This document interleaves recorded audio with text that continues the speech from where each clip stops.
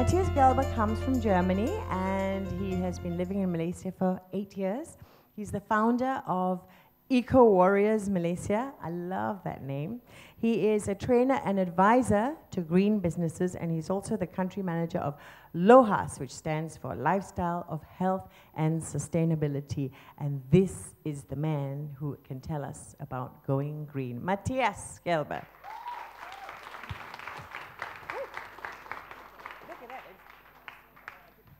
Hello, good morning to all of you, my fellow green humanitarian citizens on planet Earth.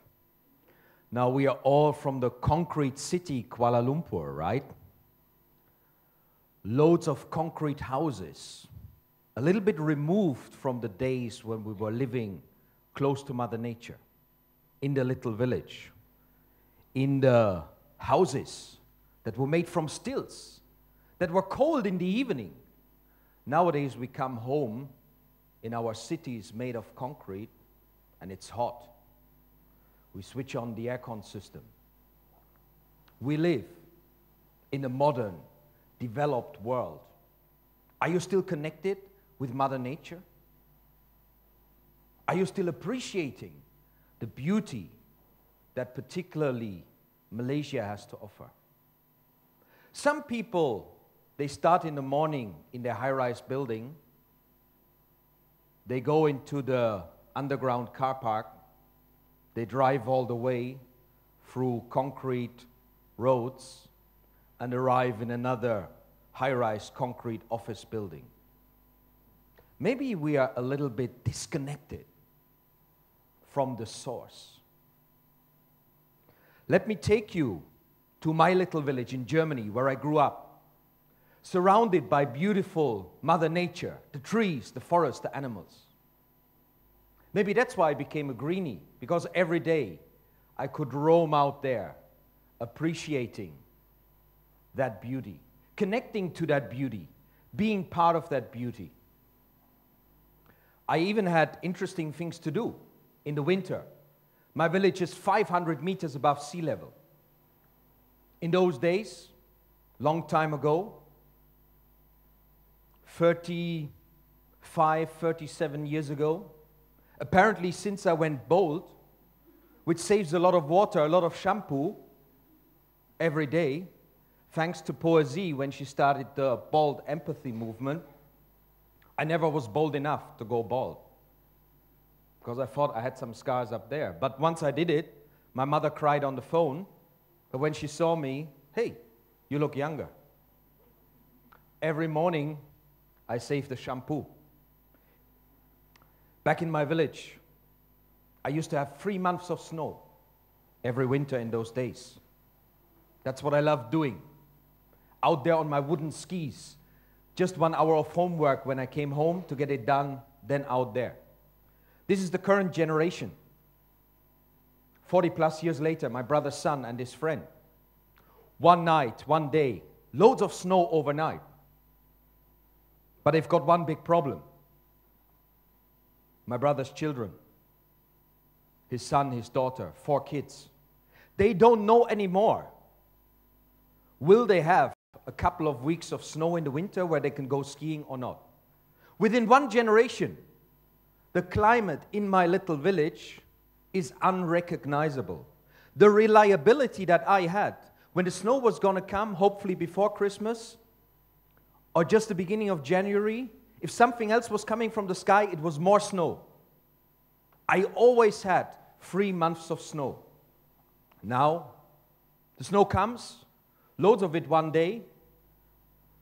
A couple of days later, suddenly it starts raining. The snow disappears. The reliability of our climate, I can see it in my little village in Germany, has completely become unreliable. I talk to Malaysians, they tell me the same. They used to plant the rubber trees according to the seasons. Now they tell me there are no more clear seasons. You cannot rely on reliable weather patterns anymore. Maybe since the Industrial Revolutions, since we humans, 300, 250 years ago, starting to dig out what we can find on the surface of the planet, coal, oil, gas, timber. Our economy is largely relying on the exploitation of the produce of Mother Nature that it has produced over millions of years. We are harvesting it to fuel our economic growth within a glimpse of a minute of the history of this planet. No surprise that there is an impact on our climate, on our life, on humanity.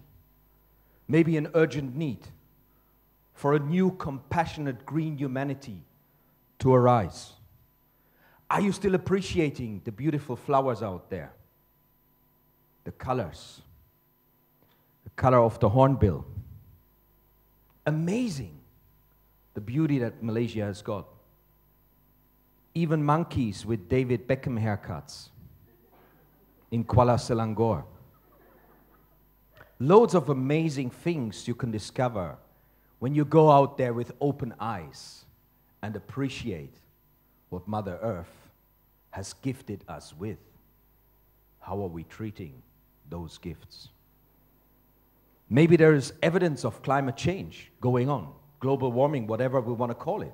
Since the Industrial Revolution, the impact of us humans is definitely significant. I sometimes think about, hey, if he would be the little green man on the moon, 300-400 years ago, he could see blue, the oceans, then green, the forests. Now, from up there, you see loads of things on the oceans.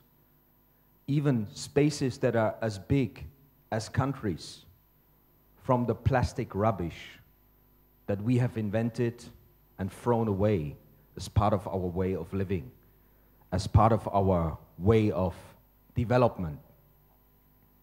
From the eco, where we are an integrated part of the family of inhabitants of Mother Nature, we have moved to the ego reality of humanity, where we are in charge. We are the conquerors. We are in control. We decide what gets exploited, when and where, at what cost. Economic development and cost to Mother Nature at the same time. Random acts of kindness for Mother Earth can be as simple as this Malaysian school teacher that harvests in her garden rainwater to water the plants. Every drop counts. That's what I want to see again. The belief that our small little act of random kindness counts, makes a difference, contributes to a movement that because of we all share together, we are making a visible change on this planet. That currently, in terms of visibility, from the moon might look like a smoking man or woman in trouble, shaking under the burden of 7 billion humans on this planet. Every little contribution counts. Something we did in my old condo. Just a simple recycling system to help the cleaners earn more money. In every Malaysian condo, the cleaners are recycling already because there's a little bit of extra money that they can take home. We realized that. We empowered the cleaners. We made them the star of the recycling system, and immediately we nearly tripled the recycling rate just by introducing an extra container for glass bottles and cans and a simple shelf at each level of the condo for the residents to automatically separate. No big deal, no rocket science. Many condos in KL have adopted this already. Just imagine the amount of waste we could recycle and the social benefit of giving extra little pocket money to the cleaners who can harvest it. What about your homes, your houses? How much toxic stuff are you bringing in? That's a burden to the planet, but even more so, a burden to your health. Environment and humanity are very closely connected. The toxic stuff we are bringing in, formaldehyde, volatile organic carbons, I smell it all the time in Malaysian shopping malls when people refurbish their place. The other day, even a shop that was selling apparently things that heal your health was using solvent-based glues that are actually toxic for their employees who work in there.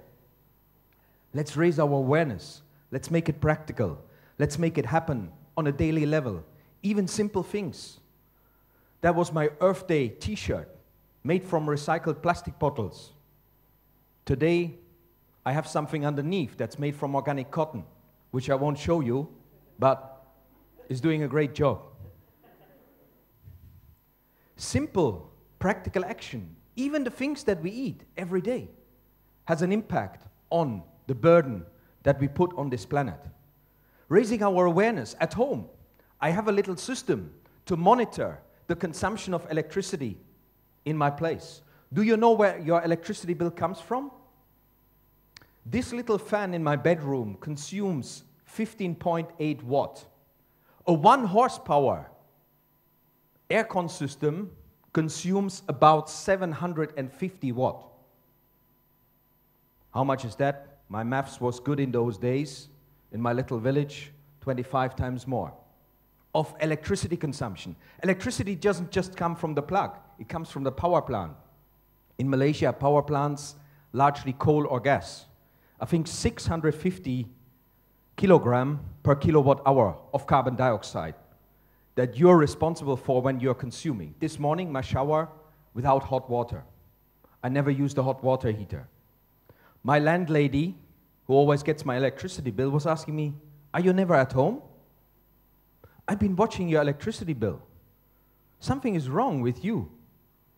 Because our previous tenant was like, a couple of hundred ringgit. Yours is 30 ringgit, and I was expecting it to go up. Just simple measures like that.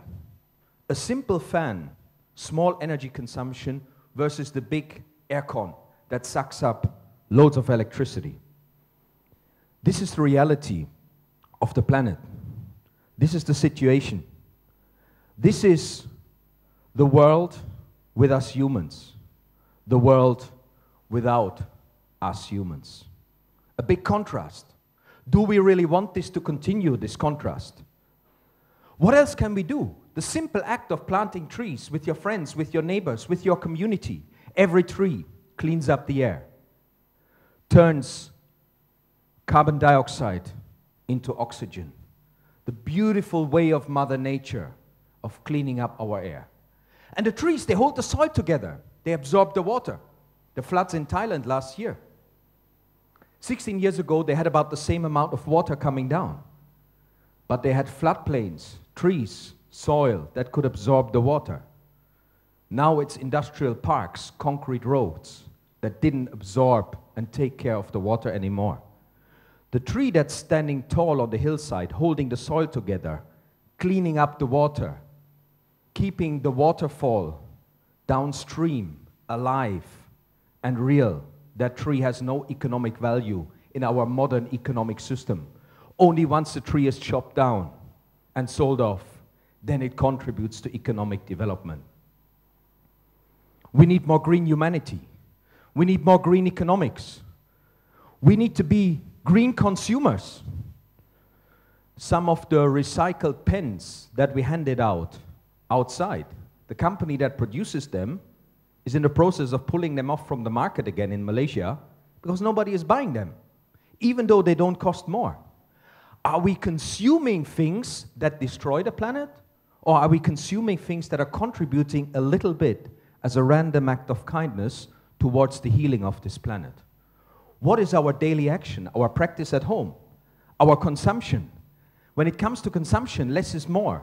We are too dominated by this idea of that we have to be somebody. We have to have a big car, a big house, new furniture before the next festive season to show that we can afford it. Rubbish. We don't need all of that. Less is more. Dematerialize your life. Dematerialize your gifts. Give time, give love, give compassion, rather than just things all the time that when they were produced triggered off a lot of waste, pollution, and at the same time maybe they are discarded very quickly and turn into waste. Random acts of kindness can become a big snowball if we holistically look at all those areas in our life. Malaysian school children planting trees. That's beautiful when I see that. I love that. It touches me. because the future generation is contributing to the building of the future. How much are we contributing to the healing or the destruction of our grandchildren's future? One of my heroes, Roger, my friend from the Philippines, 4 years younger than me.